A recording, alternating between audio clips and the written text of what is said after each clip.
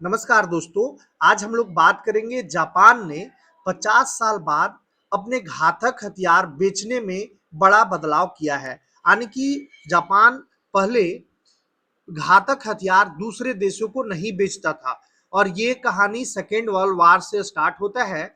जैसे ही नागासाकी और Hiroshima Japan के दो शहरों पर अमेरिका के द्वारा न्यूक्लियर बॉम्ब गिराया गया और जापान पूरी तरह तबाह हुआ। उसके बाद जापान ने अपने संविधान में कुछ बदलाव किए और उसने कहा कि अब हम किसी भी तरह का वार में शामिल नहीं होंगे और ना ही किसी को हथियार घातक हथियार बेचेंगे। अगर सेना बनाएंगे तो अपने सेल्फ रक्षा के लिए बनाएंगे, किसी भी तरह का वॉर में शामिल नहीं होंगे। लेकिन 50 साल बाद जापान ने अपने नीति में बदलाव किया है और घातक हथियार बेचने पर सहमति जताई है। आज का सेशन पूरा का पूरा इसी पर है। चलिए तो स्टार्ट करते हैं। जापान ने सेकेंड वर्ल्ड वार के बाद अपनी शांतिवादी नीति में बड़ा बदलाव किया है। प्रधानमंत्री साने ताकाइची की कैबिनेट ने घातक हथियारों के निर्यात पर लगी दशकों पुरानी रोक हटा दी है। इसके तहत जापान अब फाइटर जेट, मिसाइल और वॉरशिप जैसे हथियार दूसरे देशों को बेच सकेगा। मंगलवार को एक्स पर पोस्ट करते हुए तकाइची ने कहा कि अब सभी रक्षा उपकरणों का ट्रांसफर संभव होगा।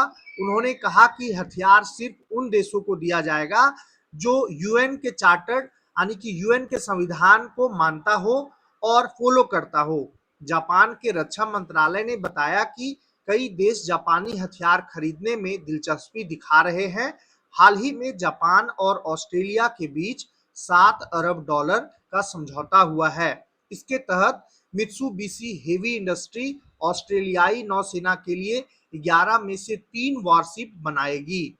इससे पहले 1976 में लागू प्रावधानों के तहत जापान सिर्फ गैर घातक सैन्य उपकरण ही निर्यात कर सकता था। इसमें निगरानी और माइन स्वीपिंग जैसे उपकरण शामिल थे। लेकिन जापान ने अपने शांतिवादी नीति में बदलाव किया और घातक हथियार बेचने पर सहमति जताई है। अब हम लोग जानेंगे कि जापान की शांतिवादी नीति क्या है।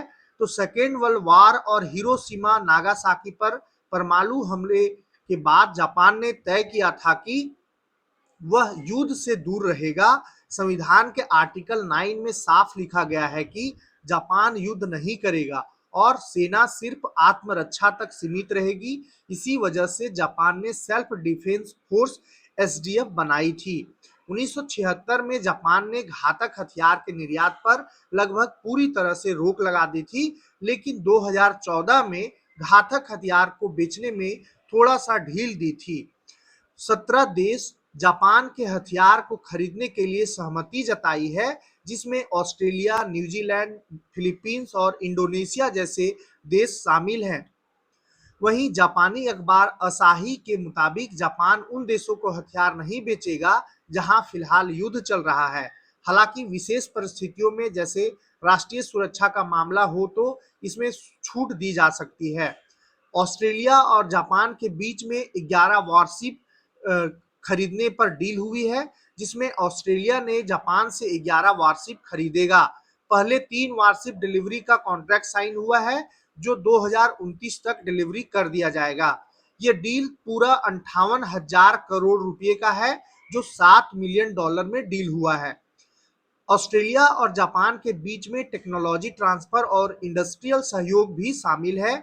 समुद्री सुरक्षा के साथ ज्वाइंट एक्सरसाइज और टेक डेवलपमेंट पर भी फोकस दिया गया है। अब जापान डिफेंस यानी कि शांतिवादी नीति में बदलाव क्यों किया? तो इसका आंसर है कि बदलते सुरक्षा हालात की वजह से यह बदलाव लाया गया है। खास तौर पर इंडो पैसिफिक में चीन की बढ़ती ताकत, उत्तर कोरिया के मिसाइल टेस्ट और रूस यूक्रेन युद्ध जैसे घटनाक्रम इसकी बड़ी वजह मानी जा रही है। अब जापान सिर्फ शांतिवादी देश नहीं रहना चाहता है, बल्कि क्षेत्रीय सुरक्षा में एक सक्रिय और जिम्मेदार देश बनना चाहता है। अल जजीरा के मुताबिक तकाइची ने इस फैसले को बदलते वैश्विक हालात से जोड़ा। उनके अनुसार मौजूदा समय में कोई भी देश अकेले अपनी शांति और सुरक्षा सुनिश्चित नहीं कर सकता। इसलिए सहयोग और साझेदारी जरूरी माना गया। जापान के इस फैसले को सिर्फ विदेश नीति का बदलाव नहीं, बल्कि उसके डिफेंस इंडस्ट्री के लिए बड़ा टर्निंग पॉइंट माना जा रहा है।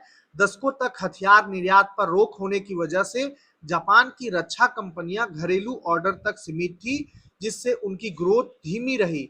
अब यह बाधा हटने से कंपनियों के लिए वैश्विक बाजार खुल गया है, जिससे घरेलू डिफेंस इंडस्ट्री को स्केल यानी कि पैमाना बढ़ाने का मौका मिलेगा, जिससे सबसे ज्यादा फायदा जापानी कंपनियों को बड़े पैमाने पर नए ग्राहक मिलेंगे।